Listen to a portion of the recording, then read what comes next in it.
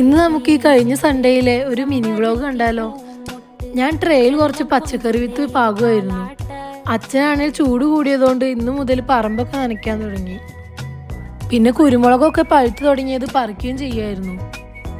പിന്നെ ഉച്ചയ്ക്ക് ഫുഡ് കഴിച്ച ശേഷം നേരെ തൃശ്ശൂരുള്ള ഡിക്കാത്തലോണിൽ പോവാന്ന് വെച്ചു. കുളങ്ങര പൂരമായതുകൊണ്ട് എടപ്പാളൊക്കെ നല്ല ബ്ലോക്ക് ഉണ്ടാവുമെന്ന് വിചാരിച്ചാണ് പോയത്.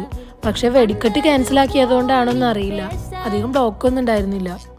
ഡിക്കാത്തലോണിൽ പോകുന്നത് അച്ഛന് കുറച്ച് വർക്കൗട്ട് ചെയ്യുന്ന സാധനങ്ങൾ വാങ്ങാനാണ്. അച്ഛൻ ആദ്യമൊക്കെ ഡെയിലി ജിമ്മിൽ പോകുമായിരുന്നു.